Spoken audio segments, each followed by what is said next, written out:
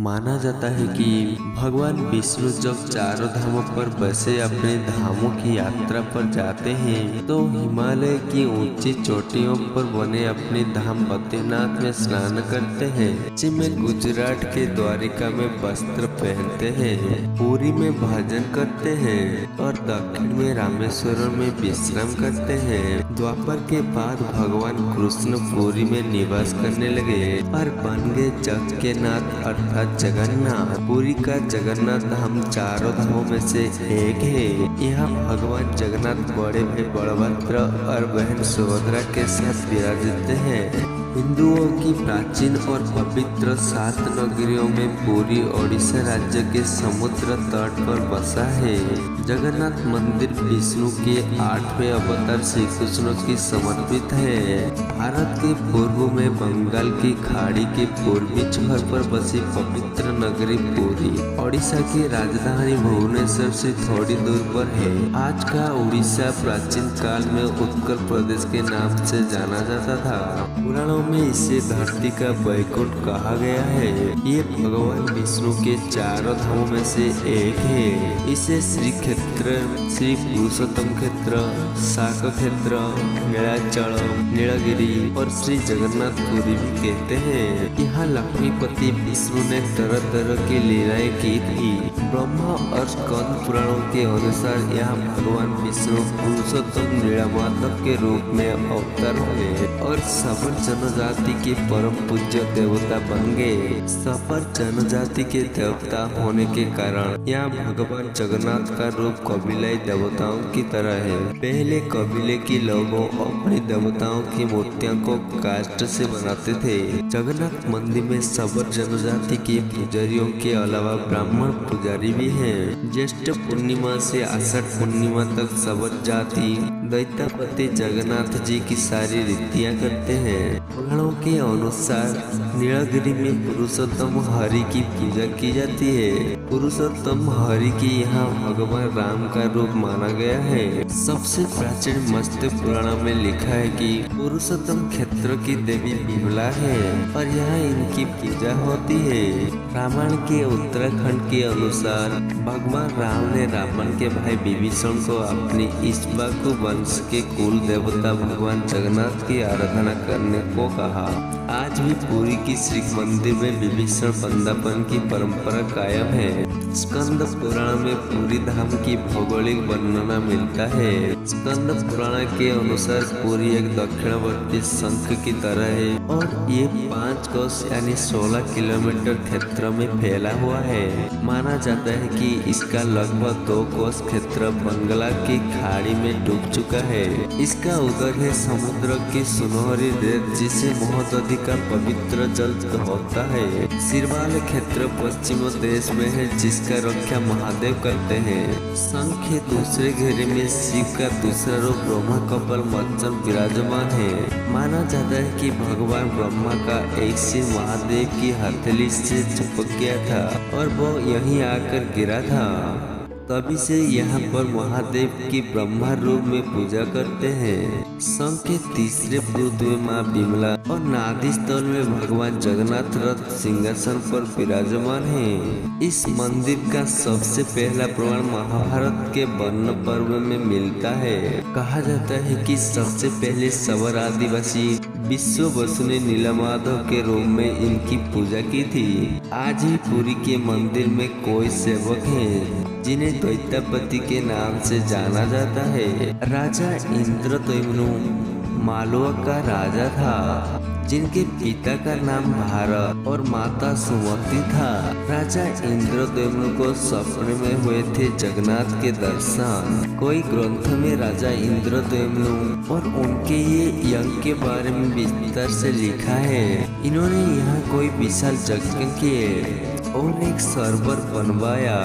एक रात भगवान विष्णु ने उनको सपने में दर्शन दिए और कहा नीलांचल पर्वत की एक गुफा में मेरी एक मूर्ति है, उसे नीलमाधव कहते हैं। तुम एक मंदिर बनवाकर उसमें मेरी ये मूर्ति स्थापित कर दो। राजा ने अपने सेवकों को नीलांचल पर्वत की खोज में भेजा।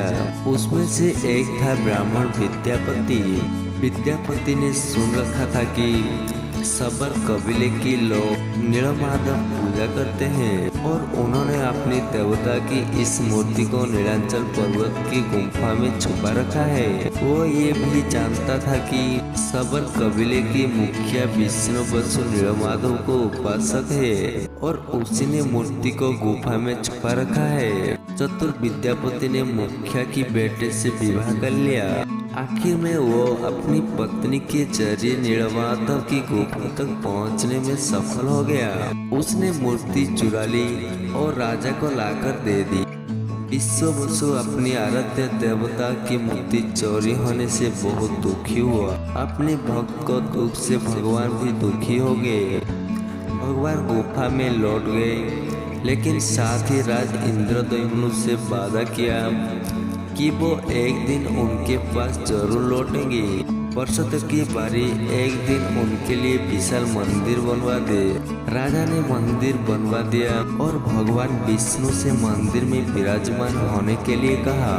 भगवान ने कहा कि तुम मेरी मूर्ति बनाने के लिए समुद्र में तैर रहे पेड़ का बड़ा टुकड़ा उठा कर लाओ, जो द्वारिका से समुद्र में तैरकर पुरी आ रहा है। राजा के सेवकों ने तो उस पेड़ के टुकड़े को ढूंढ लिया, लेकिन सब लोग मिलकर भी उस पेड़ को नहीं उठा पाए। तो राजा को समझ आ गया कि नीलमाधव के अनन्य भक्त सबर कबीले की मुखिया विश्व बसु की ही सहायता लेना पड़ेगा। सब उस वक्त हैरान रह गए जब विश्व बसु भारी भरकम लकड़ी को उठाकर मंदिर तक ले आया। अब बारी थी लकड़ी से भगवान की मूर्ति गढ़ने की। राजा के कारीगरों ने लाखों कोशिश कर ली, लेकिन कोई भी लकड़ी में एक छेनी तक भी नहीं लगा पाया। तब तीनों लोगों के कुशल कारीगर भगवान विश्वकर्मा एक बूढ़े व्यक्ति का रूप धरकर आए। उन्होंने राजा को कहा कि वह नीलमाधव की मूर्ति बना सकता है, लेकिन साथ ही उन्होंने अपनी शर्त भी रखा था। 21 दिन में मूर्ति बनाएंगे और अकेले में बनाएंगे, कोई उनको बनाते हुए नहीं देख सकता। उनकी शर्त मान ली गई। लोगों की आरी, छेनी, हथौड़ी की आवाजें आती रही। राजा इंद्रद्युम्न की रानी गुंडीचा अपनी को रोक नहीं पाई। वो दरवाजे के पास गई तो उसे कोई आवाज सुनाई नहीं दी। वो घबरा गई। उसे लगा बूढ़ा कारीगर मर गया है। उसने राजा को इसकी सूचना दी। अंदर से कोई आवाज सुनाई नहीं दे रही थी, तो राजा को भी ऐसा ही लगा। सभी शर्तों और चेतावनियों को दरकिनार करते हुए राजा ने कमरे की दरवाजा खोलने के आदेश दिया। जैसे ही कमरा खोला गया तो बूढ़ा व्यक्ति गायब था और उसमें 3 अधूरी मूर्तियां पड़ी मिली। भगवान नीलमाधव और उनके भाई के छोटे छोटे हाथ बने थे। भगवान नीलमाधव और उनके भाई के छोटे छोटे हाथ बने थे, लेकिन उनकी टांगे नहीं, जबकि सुभद्रा के हाथ पांव बनाए ही नहीं गए थे। राजा ने इससे भगवान की इच्छा मानकर इन्हें अधूरी मूर्तियों की अधूरा मूर्तियों को स्थापित कर दिया। तब से लेकर आज तक तीनों भाई बहन इसी रूप में विद्यमान हैं। वर्तमान में जो मंदिर है वो 7वीं सदी में बना गया था। हालांकि इस मंदिर का निर्माण ईसा पूर्व 2 में हुआ था। यहाँ स्थित मंदिर 3 बार टूट चुका है। 1174 में ओडिशा के शासक अनंग भीमदेव ने इसकी पुनर्वार करवाया था। मुख्य मंदिर के आसपास लगभग 30 फीट बड़े मंदिर स्थापित है। श्री जगन्नाथ मंदिर के ऊपर स्थापित लाल ध्वजा सदैव हवा के विपरीत दिशा में लहराता है। ऐसा किस कारण होता है, ये वैज्ञानिक ही बता सकते हैं। लेकिन ये निश्चित ही आश्चर्यजनक बात है। ये भी आश्चर्य है कि प्रतिदिन सायंकाल मंदिर के ऊपर स्थापित ध्वज के मानव द्वारा उल्टा चढ़कर बदला जाता है। ध्वज भी इतना धैर्य है कि जब ये लहराता है तो इसे सब देखते ही रह जाते हैं। ध्वज पर शिव का चंद्र बना हुआ है। ये दुनिया के सबसे ऊंचा मंदिर है।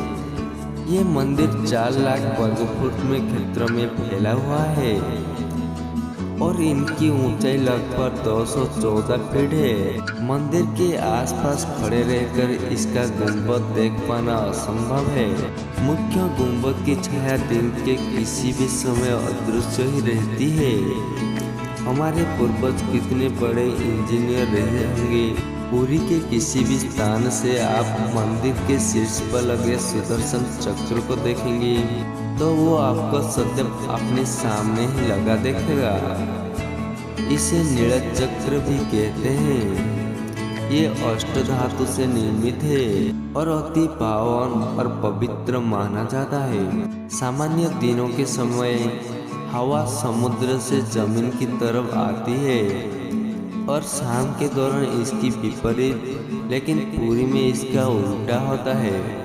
अधिकतर समुद्र तट पर आमतौर पर हवा समुद्र से जमीन की ओर आती है, लेकिन यह हवा जमीन से समुद्र की ओर जाती है। मंदिर के ऊपर गुंबद के आसपास अब तक कोई पक्षी उड़ता हुआ नहीं दिखा गया। इसके ऊपर से विमान नहीं उड़ाया जा सकता है। मंदिर के शिखर के आसपास पक्षी उड़ते नजर नहीं आते हैं, जबकि देखा गया है कि भारत के अधिकतर मंदिरों के गुंबद पर पक्षी बैठ जाते हैं या आसपास उड़ते हुए नजर आते हैं। 500 रस्सी 300 सहयोगी के साथ बनाते हैं। भगवान जगन्नाथ जी का प्रसाद लगभग 20 लाख भक्त कर सकते हैं यहाँ भजन। कहा जाता है कि मंदिर में प्रसाद कुछ हजारों लोगों के लिए ही क्यों बनाया नहीं जाता है, लेकिन इससे लाखों लोगों का पेट भर सकता है। मंदिर के अंदर पकाने के लिए भोजन का मात्रा पूरे वर्ष के लिए रहती है। प्रसाद की एक भी मात्रा कभी भी व्यर्थ नहीं जाता है। मंदिर की रसोई में प्रसाद पकाने के लिए 7 बर्तन एक दूसरे पर रखे जाते हैं और सब कुछ लकड़ी पर ही पकाया जाता है। इस प्रक्रिया में शीर्ष बर्तन में सामग्री पहली पकती है, फिर क्रमशः नीचे की तरफ से एक के बाद एक पकती जाती है, अर्थात सबसे ऊपर रखे बर्तन का खाना पहले पक जाता है। मंदिर के सिंहद्वार में पहला कदम प्रवेश करने पर आप सागर द्वारा निर्मित किसी भी ध्वनि को सुन नहीं सकते। आप एक ही कदम को पार करें तब आप इसे सुन सकते हैं। इसे शाम को स्पष्ट रूप से अनुभव किया जा सकता है। इसी तरह मंदिर के बाहर स्वर्गद्वार है, जहाँ पर मोक्ष प्राप्ति के लिए सब जलाए जाते हैं। लेकिन जब आप मंदिर से बाहर निकलेंगे तभी आपको लाशों के जलने की गंध महसूस होगी। यहाँ श्री कृष्ण को जगन्नाथ कहते हैं। जगन्नाथ के साथ उनके भाई बलभद्र और बहन सुभद्रा विराजमान है। तीनों की ये मूर्तियाँ काष्ठ की बनी हुई है। यहाँ प्रत्येक 12 साल में एक बार होता है प्रतिमा का नवकलेवर। मूर्तियाँ नई जरूर बनाई जाती हैं, लेकिन आकार और रूप वही बनता है। कहा जाता है कि उन मूर्तियों की पूजा नहीं होती, केवल दर्शनार्थ रखी गई है। आषाढ़ माह में भगवान रथ पर सवार होकर अपनी मौसी रानी गुंडीचा के घर जाते हैं। ये रथ यात्रा 5 किलोमीटर में फैले पुरुषोत्तम क्षेत्र में ही होती है। रानी गुंडीचा भगवान जगन्नाथ के परम भक्त राजा इंद्रदेव की पत्नी थी, इसलिए रानी को भगवान जगन्नाथ की मौसी कहा जाता है। अपनी मौसी के घर भगवान 8 दिन रहते हैं। आषाढ़ शुक्ल पक्ष दशमी की वापसी की यात्रा होती है। भगवान जगन्नाथ का रथ नंदीगढ़ से, देवी सुभद्रा का रथ दर्पदलन है और भाई बलभद्र का रथ तालध्वज है। पुरी के गजपति महाराज सोने की झाड़ू बुहारते हैं, जिसे छेरा पहंडी कहते हैं।